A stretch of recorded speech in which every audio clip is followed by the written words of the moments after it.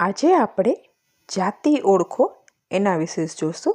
જાતિ ઓળખો એટલે કે સ્ત્રીલિંગ, પુલ્લિંગ, નાન્યતર જાતિ, નર જાતિ, નારી જાતિ, નાન્યતર જાતિ, અને આપણે ઇંગ્લિશમાં એને મેલ અને ફિમેલ કહીએ છીએ અને ન્યુટ્રલ કહીએ છીએ, એટલે કે ફેમિનિન, મેસ્ક્યુલિન વર્ડ્સ અને ફેમિનિન વર્ડ્સ, એવી રીતે આપણે એને ઓળખીએ છીએ, જેને ગુજરાતીમાં આપણે જાતિ ઓળખો અથવા તો લિંગ ઓળખો એવી રીતે આપણે કહેવાય છે.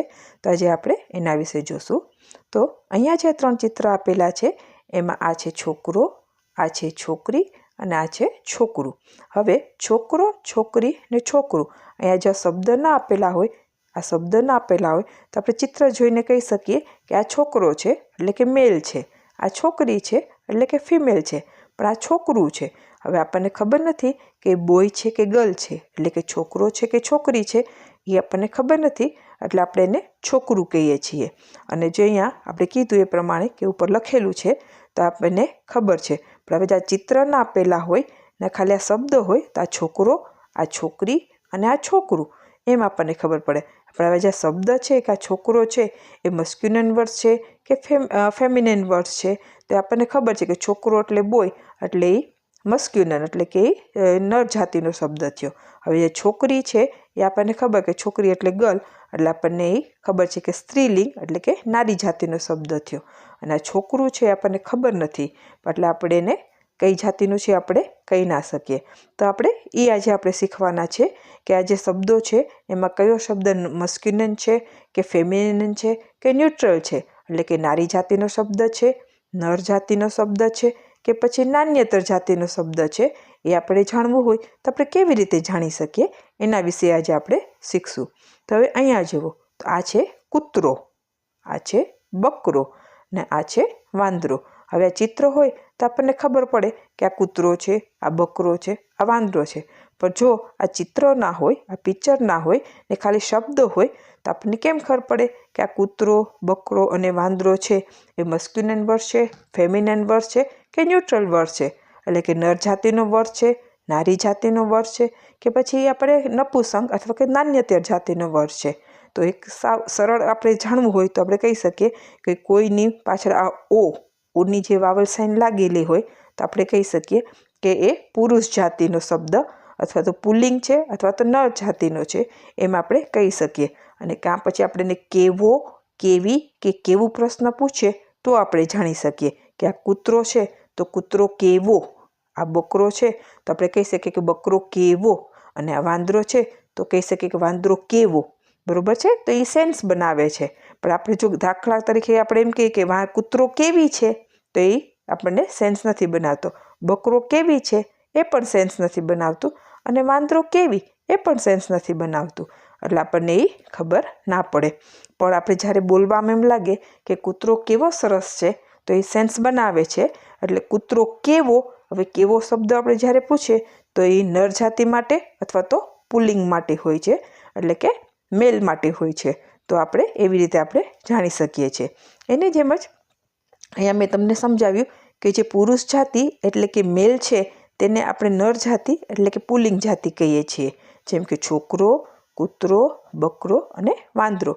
હવે એને આપણે કેવો પ્રશ્ન પૂછવાથી નર જાતિના નામ મળે છે, કેવો છોકરો, કેવો કૂતરો, કેવો બકરો અને કેવો વાંદરો, એ પ્રમાણે. તો હવે આપણે આ જોઈએ, તો અહીંયા જે છે આ છે કૂતરી, અહીંયા કૂતરી શબ્દ છે, બકરી શબ્દ છે અને વાંદરી શબ્દ છે. ને અહીંયા આપણે ચિત્રો પણ આપેલા છે, આ કે આ કૂતરી, આ બકરી અને વાંદરી. તો જ્યારે આપણે ફેમિનિન એટલે કે સ્ત્રી જાતિના શબ્દ હોય, એટલે કે નારી જાતિના શબ્દ હોય, એમાં પાછળ આ ઈ હોય, બરોબર છે? તો મોટા ભાગે ઈ વાળા હોય એ નારી જાતિના શબ્દ હોય, એટલે કે સ્ત્રીલિંગ શબ્દ હોય. તો આપણે એમ કહીએ કે કૂતરી કેવી છે, બકરી કેવી છે, વાંદરી કેવી છે, એવી રીતે તેની ઉપરથી આપણને ખબર પડી જાય છે. એના પછી આપણે કે જે સ્ત્રી જાતિ એટલે કે ફિમેલ છે તેને આપણે સ્ત્રીલિંગ એટલે કે નારી જાતિ કહીએ છીએ, જેમ કે છોકરી, કૂતરી, બકરી, એવી રીતે. ને એને પાછળ કેવી પ્રશ્ન પૂછવાથી આપણે નારી જાતિના નામ મળે છે, જેમ કે કેવી છોકરી, આપણે એમ ના કે કેવો છોકરી છે, કેવો કૂતરી છે, એ આપણે સેન્સ ના બનાવે, એ સમજણવાળું ન બનાવે, એટલે આપણે કેવી છોકરી, કેવી કૂતરી, કેવી બકરી, કેવી વાંદરો, એવી રીતે હોય તો આપણને એ ખબર પડી જાય છે કે આ નારી જાતિ છે કે સ્ત્રીલિંગ છે એવી રીતે. એની જ જેમ જ અહીંયા છે આ કૂતરું, આ બકરું અને વાંદરું. હવે અહીંયા આપણને ખબર નથી કે આ અહીંયા પાછળ પણ નથી, આવી રીતે પણ નથી અને ઓ પણ નથી. તો આપણને કેવી રીતે ખબર પડે? તો આપણે એને પણ આપણે કેવું પૂછવું પડે, કેવો, કેવી કે કેવું. તો આ જે છે એ કૂતરું, તો કૂતરું કેવો સરસ છે એ સેન્સ નથી બનાવતું. બકરું કેવું સરસ છે એ સેન્સ બનાવે છે, સાચું લાગે છે. વાંદરું કેવું, તો એ સાચું લાગે. અને કૂતરું કેવું, એમ સાચું લાગે. તો જ્યારે કેવું પૂછવાથી આપણને સેન્સ બનાવે એવું લાગે તો એ જે શબ્દ હોય એ શબ્દ નાન્યતર જાતિનો અથવા તો નપુંસક જાતિ આપણે એને કહીએ છીએ એ હોય છે. તો એવી જ રીતે જેમાં આપણને ખબર નથી કે તે સ્ત્રી છે કે પુરુષ, એટલે કે મેલ છે કે ફિમેલ છે, તેને આપણે નાન્યતર જાતિ કે નપુંસક લિંગ કહીએ છીએ, જેને આપણે ઇંગ્લિશમાં ન્યુટ્રલ કહીએ છીએ. બરોબર છે?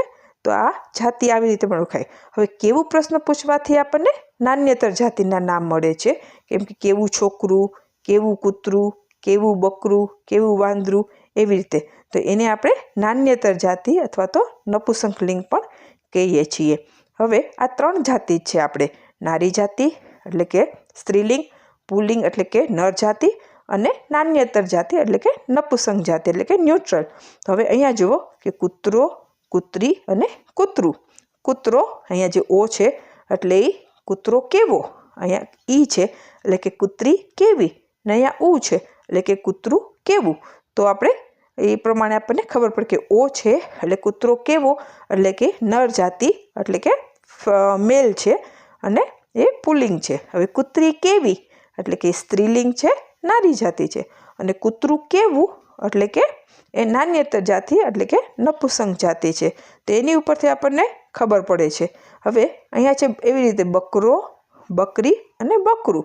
તો બકરો એમાં ઓ છે તો બકરો કેવો, અહીંયા ઈ છે તો બકરી કેવી, અને અહીંયા ઉ છે તો બકરું કેવું. તો એની ઉપરથી આપણને ખબર પડે કે આ બકરો છે એ મસ્ક્યુલન એટલે કે પુરુષ જાતિ, નર જાતિ છે, પુલ્લિંગ છે.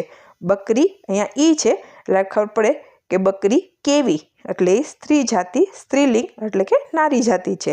ને અહીંયા બકરું, બકરું કેવું એટલે એ પણ નાન્યતર જાતિ, એ આપણને ખબર પડી જાય કે એ નપુંસક જાતિ છે. એની જેમ જ અહીંયા વાંદરો, વાંદરી અને વાંદરું આ પણ એક ઉદાહરણ થયું, આપણને સમજણ ખબર પડી. એના પછી એમ જ આપણા છોકરો, છોકરી અને છોકરાનું પણ ઉદાહરણ જોયું, તે આપણને ખબર પડી. હવે આ જાતિ જે સજીવ અને નિર્જીવ એમ બંનેમાં હોય છે, એટલે કે આ જે જીવતા હોય કે બધા પ્રાણીઓ છે કે બધા મનુષ્યો છે, તો એ બધા સજીવ કહેવાય છે. પણ જે આપણી વસ્તુઓ હોય છે, બધી ખુરશી ને ટેબલ ને, એ બધા એને આપણે નિર્જીવ કહીએ છીએ. તો નિર્જીવ હોય, અહીંયા જે ઉદાહરણ છે તે સજીવ છે. અને જ્યારે કોઈ પણ નિર્જીવ વસ્તુ હોય વિશે જાણવું હોય તો તેને પણ આપણે કેવો, કેવો, કેવી કે કેવું એમ પ્રશ્ન પૂછીએ એટલે આપણને ખબર પડે કે નર જાતિ છે, નારી જાતિ છે કે નાન્યતર જાતિ છે, તેના વિશે આપણને ખબર પડી જાય છે. હવે આપણે અહીંયા થોડાક શબ્દો એટલે કે વર્ડ્સ જોઈએ. તો આ છે ખુરશી. તો ખુરશી શબ્દ જોઈએ તો પાછળ એમાં ઈ આવે છે, ખુરશી. તો ખુરશી કેવી, તો એ નારી જાતિનો શબ્દ છે એટલે કે સ્ત્રીલિંગ છે. હવે આ છે મેજ. મેજ એટલે કે ટેબલ. તો આપણે એને પ્રશ્ન પૂછીએ તો ટેબલ, બરોબર, એમાં પાછળ ઉ કે આ કે નથી એટલે એ અપવાદ વર્ડ્સ કહેવાય. ખબર પડી? પણ આપણે ગુજરાતી બોલતા હોય તો આપણને ખબર પડી જાય કે ટેબલ કેવું, મેજ કેવું, તો એ સેન્સ બનાવે. એટલે આ નાન્યતર જાતિ એટલે કે ન્યુટ્રલ છે. હવે આ જે છે એ બલ્બ. આપણે એમ નથી કહેતા ચાલ બલ્બ બદલાવી છે કે બલ્બ બદલાવો છે, એમ નથી કહેતા. પણ આપણે બલ્બ બદલાવો છે એ આપણે સાચું કહીએ છીએ. એટલે બલ્બ કેવો, બલ્બ કેવો એટલે એ મસ્ક્યુલન એટલે કે પુરુષ જાતિ, નર જાતિનો શબ્દ છે. એની જેમ આ છે બારણું. બારણુંમાં છેલ્લે ઉ છે, બારણું એટલે બારણું કેવું એટલે એ ન્યુટ્રલ એટલે કે નાન્યતર જાતિ છે. આ છે ફોન. ફોન કેવો. હવે ફોન જે શબ્દ છે એમાં ઓ પણ નથી, ઈ પણ નથી અને છેલ્લે ઉ પણ નથી, એટલે એ પણ અપવાદ શબ્દ આપણે કહી શકીએ. પણ આપણે જો બોલતા હોય તો આપણને ખબર પડે કે ફોન કેવો એ સેન્સ બનાવે છે. એટલે ફોન કેવો એટલે એ મસ્ક્યુલન એટલે કે નર જાતિનો વર્ડ છે, પુલ્લિંગ જાતિનો શબ્દ છે.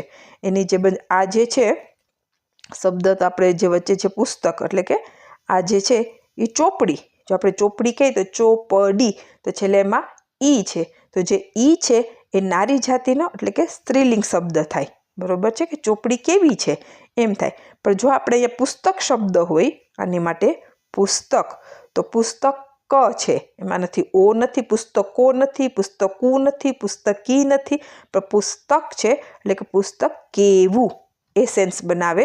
એટલે પુસ્તક જે શબ્દ છે એ ન્યુટ્રલ એટલે કે નાન્યતર જાતિનો શબ્દ છે, પણ ચોપડી છે એ નારી જાતિ શબ્દ છે. ને અહીંયા છે ઘર, બસ અને ઝાડ. હવે આ ત્રણ જે પાછળ છે એમાં આપણે ઓ, ઈ કે ઉ નથી, પણ આપણે તો ખબર કેવી રીતે પડે કે આ ન્યુટ્રલ છે કે નારી જાતિ છે કે નાન્યતર જાતિ છે કે પુલ્લિંગનો શબ્દ છે. તો આપણે એને પણ પ્રશ્ન કેવો, કેવી કે કેવું પૂછવાથી આપણને ખબર પડે. તો અહીંયા આપણે શબ્દ પૂછીએ કે ઘર કેવું, તો એ સેન્સ બનાવે કે ઘર કેવું સરસ છે, તો એ સાચું લાગે. પણ આપણે જો એમ કે ઘર કેવો સરસ છે તો એ આપણને સાચું ન લાગે, એ સમજણ સેન્સિબલ ન કહેવાય. એટલે ઘર કેવું, એટલે ઘર કેવું એટલે એ નાન્યતર એટલે કે ન્યુટ્રલ શબ્દ છે. હવે અહીંયા બસ શબ્દ છે, તો અહીંયા ઓ, ઈ કે ઉ નથી, એટલે આપણે પૂછવું પડે કે બસ કેવી સરસ છે, બસ કેવું સરસ છે કે બસ કેવો સરસ છે. તેમાં જે આપણને સેન્સ બનાવે તો એ છે બસ કેવી સરસ છે. તો આ બસ કેવી એટલે બસ છે એ ફેમિનન વર્ડ્સ એટલે કે સ્ત્રીલિંગ નારી જાતિનો શબ્દ છે. અને આ જે છે ઝાડ, તો આપણે ઝાડને પણ આપણે કેવો, કેવી કે કેવું પ્રશ્ન પૂછીએ તો આપણને ખબર પડશે કે એ કેવો શબ્દ છે. તો ઝાડ કેવો સરસ છે એ સાચું નથી લાગતું, ઝાડ કેવી સરસ છે એ પણ સાચું નથી લાગતી. પણ આપણે એમ કહીએ કે ઝાડ કેવું સરસ છે તો એ આપણને સાચું લાગે. તો ઝાડ કેવું એટલે ઝાડ પણ ન્યુટ્રલ એટલે કે નાન્યતર જાતિનો શબ્દ છે. તો આની ઉપરથી આપણને ખબર પડે છે કે આ કેવી રીતે કામ કરે છે.